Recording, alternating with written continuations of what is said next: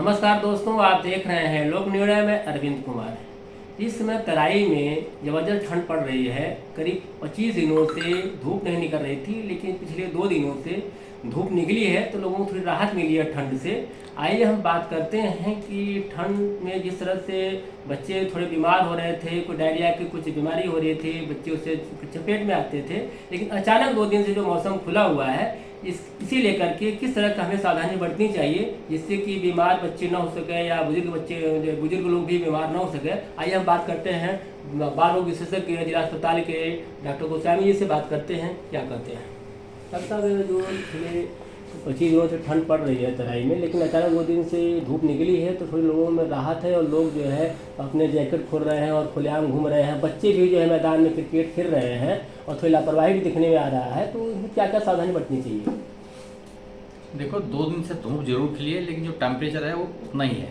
Temperature ज़्यादा फर्क नहीं आया, दिन में थोड़ा बढ़ गया है, लेकिन ये थोड़ा छोटे बच्चों के लिए नुकसानदायक है क्योंकि सुबह शाम की ठंड ही उनको नुकसान दे रही है ज़्यादातर।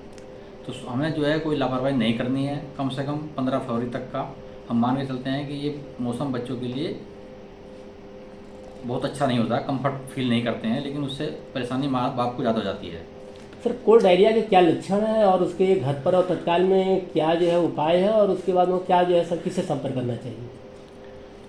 कोल्ड डायरिया और नमूनिया जो है ये थोड़ा सा सर्दियों में होते हैं, लेकिन हमारे पास जो है आजकल जो गवर्नमेंट सप्लाई में वैक्सीन आ गई हैं तो उसकी वजह से इनकी संख्या बहुत कम रह गई है। लेकिन फिर भी कहीं कहीं लापरवाही की वजह से, वो पेरेंट्स की लापरवाही है या बच्चे ही होते हैं, तो कुछ केस आ रहे हैं। तो हमें ठंड से बचना है, खासकर सुबह शाम के टाइम में।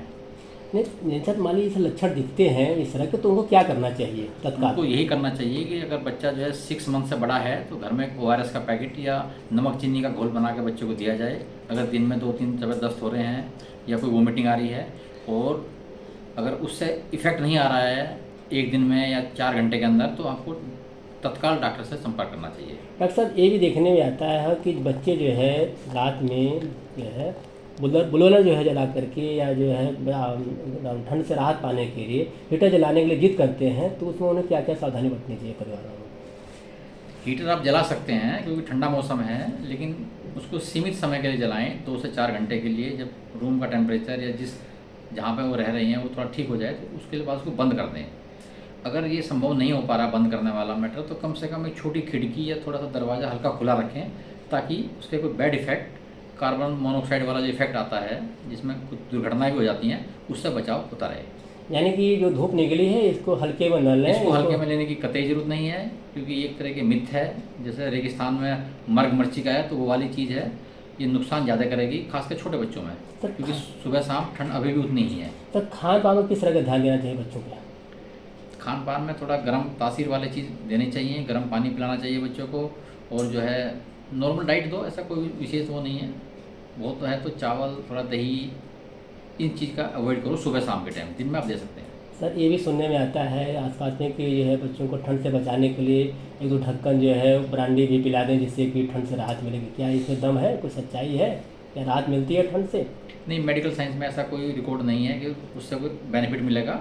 आप उसको सूप पिलाइए या कुछ इवन गर्म पानी दीजिए, चाय दीजिए, लेकिन ब्रांडी वाला कंसेप्ट सही नहीं है। क्या कहा है आपने सुना। आइए हम बात करते हैं जिला अस्पताल के प्रमुख चिकित्सा अधीक्षक डॉक्टर RK सिन्हा जी से, कि उनसे हम बात करते हैं कि ठंड में किस तरह की हमें सावधानी बरतनी चाहिए, चाहे बच्चे हों या चाहे बुजुर्ग हों। सब जब बताया गया है कि बुजुर्ग लोगों को ज़्यादा जो है ठंड सताती है, तो ऐसे में किस तरह का सावधानी बरतनी चाहिए लोगों को। जी, बुजुर्ग लोगों को भी विशेष ख्याल रखना चाहिए। उनके जो घर वाले हैं उनको ये चाहिए कि उनको कपड़ों की प्रॉपर व्यवस्था रखें, और जो है एक जो है इनर वगैरह जो है ये सब करके उसको वार्म रखने की कोशिश करें।